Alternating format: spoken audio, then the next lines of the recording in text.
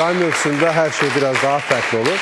Və bizi də yay mövsümdə hamilələr və ümumiyyətlə qadın orqanlarıyla qədər problemi olan insanlar nələr istəyir və nələrə diqqət eləməlidir? O məsələyə bugün diqqətinizi çatdıracağıq. Hörmətli xanımlar, diqqətiniz bizdə olsun. Mən sizə qonağımızı dəvət edeyim. Mərkəzi klinikanın hal-hazırda qadın mərkəzində fəaliyyət göstərən həkimi, həkim-ginekoloq Ramin Salaxov bizimlə bərabərdir.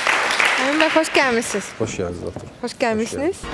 Ramin Salaxov, ginekoloq. 1999-cu ildə Azərbaycan Tibb Universitetinin Müalicə Profilaktika fakültəsini bitirib. 2000-ci ildə bir sayılı klinik xəstəxanada internatura keçib və terapevt fəaliyyəti göstərib. 2000-ci, 2002-ci illərdə en sayılı hərbi hissənin tibb məntəqəsinin rəisi, 2004-cü, 2009-cu illərdə İstanbul Universiteti Cərrahpaşa Tibb Fakültəsi qadın xəstəlikləri və doğum bölümündə ixtisas artırıb və həkim assistent çalışıb. Hazırda Mərkəzi Klinika xəstəxanasının qadın mərkəzində fəaliyyət göstərir. Proqrama bir daha dəvət etdiyiniz üçün təşəkkür edirəm. Dediyiniz kimi, bugünkü mövzuda yay dönəmində, yay mövsümündə xanımlarda ginekolojik, hamilərimizdə isə obstetrik problemlərin artma ehtimalı və yayda xanımlarımızın nəyə diqqət etməsi gərəkdiyini anlatmağa çalışacağım. Biz özəlliklə sizdən bunu xahiş etdik. Maariflənmə məqsədilə, xalqımızı maariflənmə məqsədilə anlatmağa çalışacağım.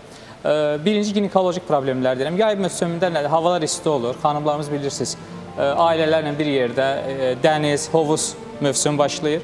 Yəni dənizə, hovuza gedirlər və bu zaman bir çox xəstəliklər, məsələn, infeksion xəstəliklərin ciddi sürətlə artması görülür. İnfeksion xəstəliklərin nəyə diqqət etməsi lazım xanımlar? Birinci, gigiyenik təmizliyə çox ciddi nəzarət etməlidirlər. Məsələn, dənizə girildi, çıxıldı, ondan başlamaq istəyirəm. Dənizə ya havuza girildi, çıxıldı, nəm və yaxud artıq sulu dəniz paltarlarını, çimərlik paltarlarını mütləq həmən dəyişməlidirlər. Çünki nəmli olduğu zaman orada vaginanın pH-ı dəyişmiş olur və bir çox infeksion xəstəliklər, trixomonaz, gonoreya, xüsusilə göbələk xəstəliklərində ciddi sürətdə artma müşahidə olunur. Əgər xanımlar havuza dənizə girdikdən sonra ola bilsin ən qısa bir və ya bir həftə ərzində müxtəlif infeksion xəstəliklər özünü göstərə bilər. Qızartı, axıntı, bəzən şiddətli qarın ağrıları ola bilir. O zaman axıntının rənginə görə müxtəlif axıntılar ola bilər. Köpüklü, sarı, yaşıl və yaxud da qoxulu bu kimi şeylərə diqqət etməlidirlər. Əgər belə bir şey olarsa da mütləq həkimə müraciət etməlidirlər. İkinci, hamilələrimiz nəyə diqqət etməlidirlər? Xüsusən hamiləliyin hansı trimestrində olması çox önəmlidir. Əgər ikinci trimestr yay mövsümünə düşürsə, çoxu zaman xanımlar burada çox ciddi problem yaşamırlar. Amma birinci trimestr və üçüncü trimestrə çox ciddi nəzarət edilməlidir. Nəyə görə? Birinci trimestrdə, yəni ilk 12 həftədə uşağın orqanlarının inkişafı olur. Və məsələn, yay mövsümündə həmin hamilələrimizə gün vurma ola bilər və yaxud isti vurmalar ola bilər. Belə olduğu təqdirdə necə, hansı simptomlar ola bilər? Həmin xanımlarda təngi nəfəslik, halsızlıq, ürək döyüntüsü, ağızda quruluq, bəzən baş ağrıları, bəzən göz önündə uçuşmalar, bu kimi müxtəlif simptomlar ola bilir. Belə olduğu zaman ilk yardım edilməlidir həmin hamilələrə, ilk növbədə maye köçürülməlidir və yaxud da mütləq su içməlidir. Ümumiyyətlə, hamilə xanımlarımız mütləq qış mövsüm olsa belə, xüsusən yayda ən az 2-3 litr maye içməlidir, su içməlidir. Birinci, su içmədiyi zaman, ya dehidrati olan hamilələrdə qanda oksitosin deyilən hormonun miqdarı artır. O zaman oksitosin də nəyə gətirib çıxardır? Uşaqlığın yığılmasına və erkən doğma, vaxtından əvvəl doğma, aborta gətirib çıxarda bilir. Onun üçün də düşüyə gətirib çıxarda bilir. Onun üçün də xanımlar mütləq yay mövsümündə hamilələrimiz hamısını ən az 2 litr yarım, bəzən çox isti havalarda 3 litrin üzərində maye qəbulunu məsləhət görürük. Bəzən mineral tərkibli sular, amma qazsız olmaq şərti ilə bunlar da məsləhət görürük. Mineral tərkibli sular qazsız, bunu necə düzəltmək olar? Bunu hazır satılırmı, yoxsa? Hazır satırlar, amma alınan mineral sularımız var, amma keyfiyyətinə diqqət etmək lazımdır. Xüsusən saxlanma müddətlərinə diqqət edilməlidir. Qazı çıxarmaq şərti ilə müxtəlif mineral adlarını gərək yox məncə. Mineral suların qəbul etməsi uyğundur. Ümumiyyətlə, hamilə xanımların istirahət üçün dənizi seçməsi, dənizə getməsi, bu nə dərəcədə doğrudur? Burada hər hansı bir təhlükələr hamiləlik üçün ola bilərmi? Dəniz, ümumiyyətlə, yaz mövsümündə təbii ki, dəniz sahilində istirahət etmək məsləhət, biz də məsləhət görürük. Çünki oksigen tərkibi ən çox dəniz sahilində olur. Və doğru, məsələn, doğru zamanlarda dəniz sahilində olması çox daha xeyirli olur. Çoxu zaman biz 11-ə kimi, səhər 8-dən 11-ə kimi, axşam 6-dan sonra, yəni günəş batdıqdan sonra dəniz sahilində ən az yarım saat gəzməyin həm ana üçün, həm də döl üçün ciddi müsbət mənada təsir olduğunu düşünürəm. Dənizdə çimməyi nəzərdə tuturdu. Dənizdə çimmək, bəli, təmizlənməyən hovuzdansa dənizdə çimmək daha yaxşıdır məncə. Çünki dəniz, xüsusən səhərlərə, hamilələrə məsləhət görür. Çünki dəniz gecə özünü təmizləmiş olur, özünün təmizlənmə qabiliyyəti var. Hovuzdan fərqli olaraq həm xlorlanmır, həm daha təbiidir.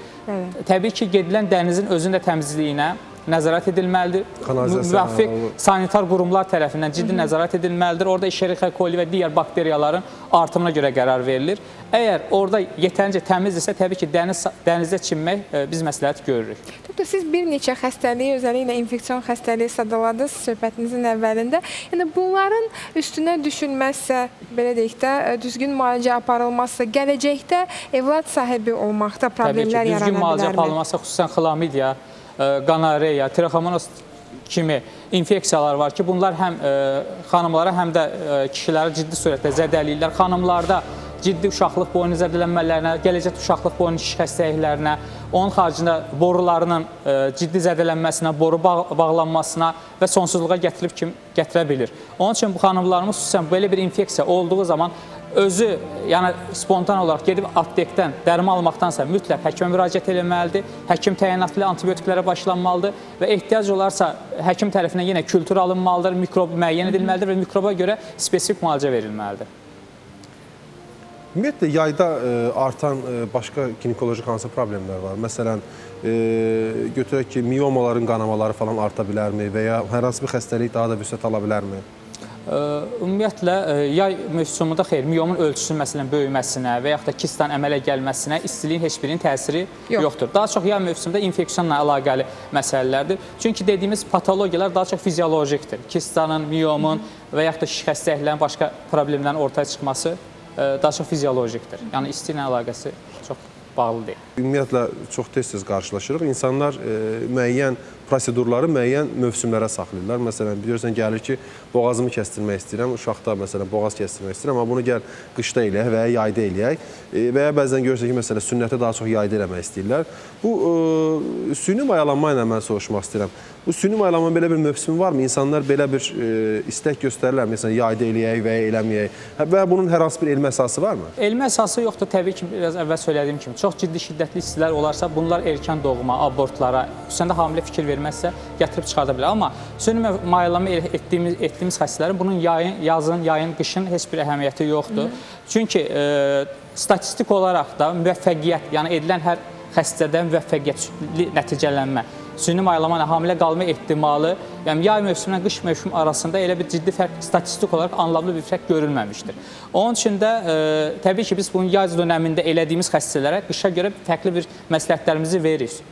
Ki, bəli, çox sizdə qalmayın, çox günəş altında qalmayın, çoxlu maye qəbul edin, bu kimi məsləhətlərimizi veririk. Amma dediyim kimi, qışla yaz mövsümü arasında edilən süni mayalanma xəstələr arasında bir fərq yoxdur. Və süni mayalanma effektivliyini artırmaq üçün hansı faktorlar vacibdir? Yəni, nələr vacibdir ki, insanlar olsa buna bu qədər əmək, vaxt və maddiyyat sərf edirlər? Nələrə diqqət edə bilərlər və ya nələr bunun başarısını artırır? Süni mayalanma ümumiyyətlə etdiyimiz zaman xəstələrə birinci həm oğlan, həm qızın optimal bir dəyərləndirilməsi lazımdır. Məsələn, bəzi mərkəzlərdə kişiyə baxırlar, spermoqram istəyirlər. O kifayət edir. Amma məncə kişilərin daha ciddi dəyərləndirir. Məsələn, bir tiroid, zob xəstəliyi varmı, yoxmu? Ona qədər, yəni kişilərin dəyərləndirilməsi lazımdır. Onun xaricində əgər spermada ciddi bir problem varsa kişidə, yenə fiş yöntəmi ilə lazım ehtiyac olursa spermoqramın ciddi araşdırılması lazımdır. Xanımlarda əgər infeksiya varsa, uşaqlıq boyunda yara varsa, yenə ciddi sürətdə infeksiyalar araşdırılmalıdır. Hormon tərkibi müəyyən edilməlidir. Onun xaricində stereosapionografiya dediğimiz metod var. Boru filminin çəkilməsi. Burada məsələn hidrosalpinx olan və piosalpinx olan xanımlarda boruların içi genişlənmiş olur, içərisi toplamış olur və irinli maye toplamış olur. Bunlar da süni mayalama elədiyimiz zaman onların müvəffəqiyyətini ciddi sürətdə azaltmış olur. Və bu kimi metodlar optimal olaraq tətbiq edilməlidir, araşdırılmalıdır.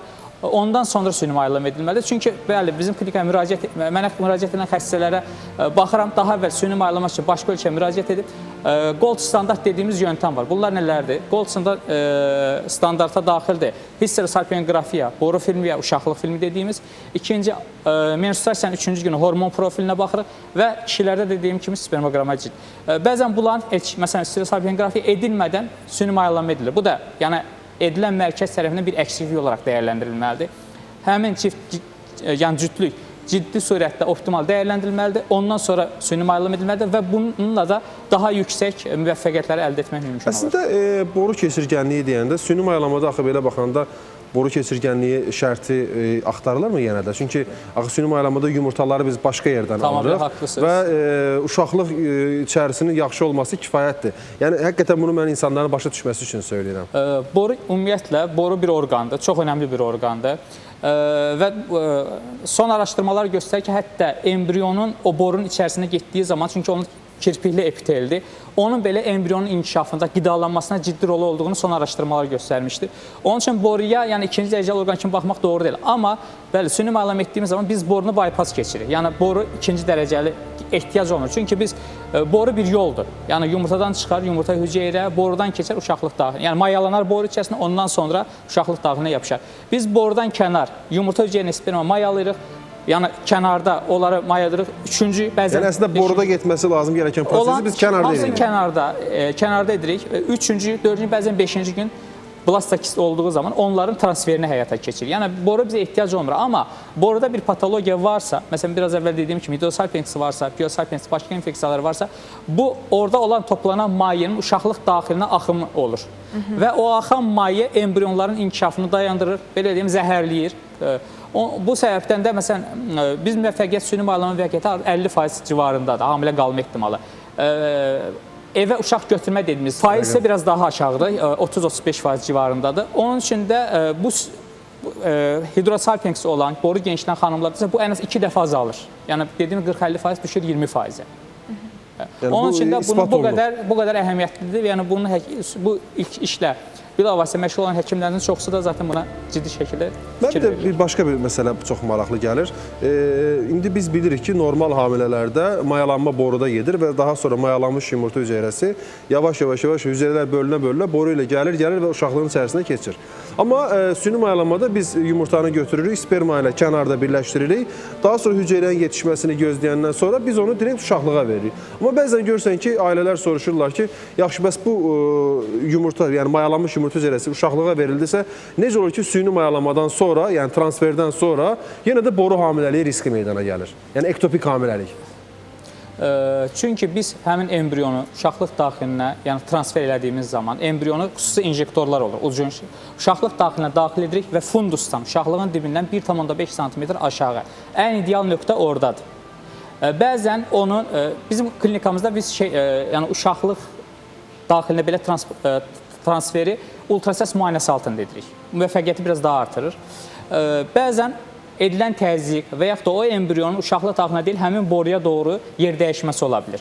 Belə bir yer dəyişimi olduğu zaman boru hamiləliyinin olma ehtimalı var. Ən çox sevilməyən bir hadisələrdən biridir. Onun üçün də xüsusən transfer sırasında o transfer edən həkim peşəkarlığı çox önəmlidir. O qoyulan embrionun həmin fundusdan 1,5 sm aşağı əlin təzyiqinə, xüsusən belə şeylərə çox diqqət etməlidir. Yəni deyə bilərim ki, süni mayalamadan sonra boru, yəni uşaqlıqdan kənar hamiləlik tamamilə həkimə bağlı faktorlardan. Xeyr, bəzən deyə bilmərik. Dünyanın ən yaxşı süni mayalama eləyən həkiminin belə başına gələ bilir bu. Boru hamiləliyi yəni boru hamiləliyinin olma ehtimalı həmin xəstəsində ola bilir. Sadəcə belə olduğu zaman bir boru hamiləliyi çıxarsa, diqqətli şəkildə izlənməlidir. Bəzi məsəl xarici ədəbiyyatlarda boru hamiləliyinə qaranlıqda gəzən qara pişik deyirlər. Çünki görünmür. Baxırsınız, hamiləlikdir, pozitivdir. Amma hamiləlik hissəsinin ultrasəs müayinəsinə tapmaq olmur. O zaman BTCG, seri BTCG dəyərləri baxılmalıdır. Və son zamanlarda, məsələn, bizə çox müraciət edirlər bundan dolayı, boru hamiləliyinə dolayı əməliyyat olmaq istəmir xəstələr. Çox təəssüf, bəzi insanlarımızın məlumatı yoxdur. Xüsusi dərman var, metotrexat dediyimiz. Onu injektə etməklə 85-90% əməliyyata ehtiyac duymadan biz o boru hamiləliyini də müalicə edə bilirik, terapevtik müalicə edə bilirik. Mən son olaraq nəyi soruşmaq istəyərdim? Biz mütəmadi olaraq, yəni bu proseslər barədə özəlliklə mərkəzi klinikada, qadın mərkəzində olan proseslər və qiymətlər barədə məlumat veririk. Bu haqda bizim tamaşaçılarımız da çox zəng vururlar. Yəni xeyli endirim var. Bəli, bu saat həm aşağı endirimli qiymətlər tətbiq edilir süni mayalanmada. Yəni həm yumurta toplanma əməliyyatı, transfer daxil çox ciddi sürətdə endirim edilmiş, 40%-ə qədər endirim edilib. Dərman xarici təbii ki. Amma yəni məncə uyğun bir qiymətlərdir və bu qiymətlərlə də sonsuz insanlarımıza kömək eləməyə çalışırıq. Daha ətraflı məlumat üçün 105-ə müraciət edə bilərsiniz, araya bilərsiniz. Çox sağ olun ki, gəldiniz. Minnətdarıq sizə doktor. Və xatırlatmaq istəyirik ki, qonağımız Mərkəzi Klinika Xəstəxanasının qadın mərkəzində fəaliyyət göstərən həkim-ginekoloq Ramin Salaxov idi. Çox sağ olun.